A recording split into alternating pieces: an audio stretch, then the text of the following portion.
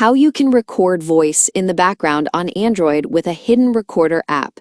In this video, I'll show exactly how you can do it. So let's get started. First, open the Google Play Store and search for Background Voice Recorder. Then tap Install and wait for it to finish. Once it's installed, tap Open and then tap Accept to agree to the terms. Now tap Allow so the app can save recordings to your storage. This is needed to save your files properly. On the main screen, you'll see where the recordings will be saved. And on the side, you'll see a settings menu to change how the app works. Once you're ready, set where you want to save recordings. Tap the Record button, then tap Choose Storage. Now pick the folder. Everything is ready. To start recording in the background, just press the Volume Up button 3 times. This is a helpful shortcut.